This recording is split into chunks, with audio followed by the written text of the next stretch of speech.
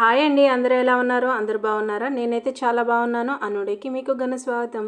ఈరోజు నోట్లో వేసుకోగానే కరిగిపోయే ఉప్మా అనేది ఏ విధంగా తయారు చేసుకోవాలని చూపించబోతున్నాను. అలాగే ఒక గిన్నెలోకి కాస్త నెయ్యి అనేది వేసుకోండి. మీకు ఎంత ఇష్టంగా అనిపిస్తే అంత నెయ్యి వేసుకోండి. ఇది నోట్లో వేసుకోగానే ఇలా కరిగిపోతుంది. కడుపు నిండుతుంది, కానీ నాలుక ఇంకా కావాలి అనే అంత టేస్టీగా ఉంటుంది. ఇది పిల్లల దగ్గర నుంచి పెద్దవాళ్ళకి ఎవరైనా ఇష్టపడి తింటారు. కొంచెం నెయ్యి వేసుకున్న తర్వాత కొంచెం కాజు అనేది వేసుకోండి. ఈ విధంగా కొంచెం ఎర్రగా వేగితే సూపర్ టేస్టీగా ఉంటుంది. అలాగే హెల్తీగా అనేది మనం తయారు చేసి పెట్టుకోవచ్చు. నెయ్యి ఎక్కువగా వేసాం కదా, ఏమైనా ఏమిటేసినట్లు ఏమీ అనిపించదు. చాలా టేస్టీగా ఉంటుంది. పిల్లలు కానీ చాలా ఇష్టంగా తింటారు. ఉప్మా అనంగానే మనం చాలా తక్కువగా తింటాం కదా, అందుట్లో నేను ఒకదాన్ని. ఉప్మా అనంగానే నేను కూడా తినను. ఇలా చేసుకుంటే పిల్లల దగ్గర నుంచి పెద్దవాళ్ళ వరకు పెద్దలు అందరూ ఇష్టంగా తింటారు. అలాగే జీడిపప్పు తీసుకొని పక్కకు పెట్టేసేయండి. ఇది బొంబాయి రవ్వ, ఇదిగో చూడండి, ఈ కప్పుడు అనేది తీసుకుంటున్నాను. కప్పు అనేది కాస్త వెల్తిగా ఉంటుంది కదా, ఇదంతా వేసుకొని చక్కగా వేయించుకోండి. ఇది కొంచెం కలర్ మారేంతవరకు, అలాగే కొంచెం పొడి పొడిగా అవుతుంది. ఇది నెయ్యి అనేది పీల్చుకొని వదులుతూ ఉంటుంది కదా, ఆ టైం వరకు అనేది వేయించుకోండి. ఇలా నెయ్యిలో వేయించుకోవడం వల్ల ఈ ఉప్మా అనేది సాఫ్ట్గా, అలాగే కొంచెం మెత్తగా, చిన్న పిల్లలైతే ఇంకా ఎక్కువగా ఇష్టంగా తింటారు. ఇదే విధంగా ఉప్మా ఇష్టం లేని వాళ్ళు ఇలా ఒకసారి ట్రై చేయండి. ఇష్టం లేదు అనేదానికన్నా ఇష్టంగా ఇంకా ఎక్కువసార్లు చేసుకొని తింటారు. ఇదిగో చూడండి, ఈ విధంగా కొంచెము త్వరగా వేయించుకోండి.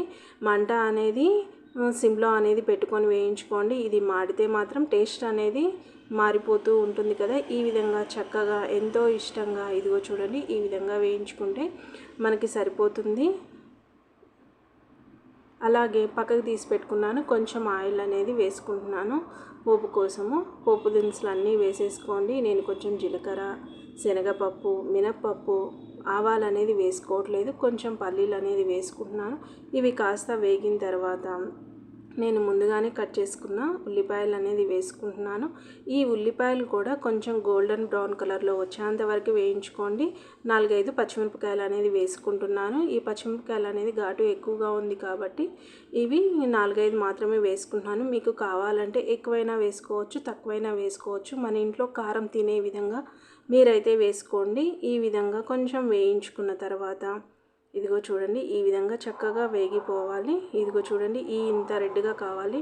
నేను అలాగే దీంట్లోకి ఒక 2 క్యారెట్లు, చిన్నవి క్యారెట్లు తీసుకొని తురిమి వేసుకుంటున్నాను. ఈ క్యారెట్ అనేది చాలా సూపర్ టేస్టీగా ఉంటుంది. అలాగే ఉప్మా అనేది కలర్ఫుల్గా ఉంటుంది.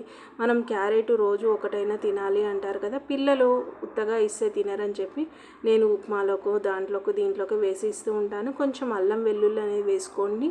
కొంచెం అలాగే తగినంత ఉప్పు అనేది వేసుకొని బాగా కలిపేసుకోండి.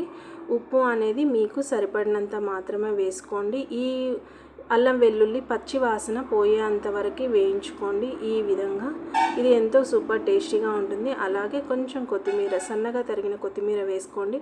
ఇంకేముంది, ఉప్మా అనేది సూపర్ టేస్టీగా ఉంటుంది. అలాగే తినడానికి ఇంకా కాసేపట్లో అయితే రెడీ అయిపోతుంది. అలాగా మనం వేయించుకున్న బొంబాయి రవ్వ ఉంది కదా, నేతిలో వేయించుకున్న ఆ రవ్వ వేసేసి చక్కగా ఈ పోపులోకి అనేది ఈ విధంగా అనేది చక్కగా కలిపేసుకోండి. మొత్తం ఎక్కడా లేకుండా అంతా ఇది అనేది మొత్తం కలిసిపోవాలి చక్కగా. ఇదిగో చూడండి, ఈ విధంగా కలిసిపోవాలి.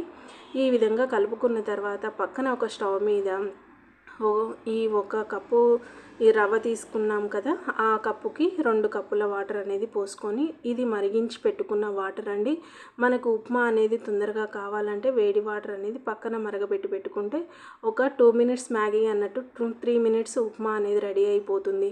చక్కగా ఇష్టంగా తింటారు. ఉప్మానా అనే వాళ్ళు కూడా ఉప్మా అనే విధంగా ఉంటుంది.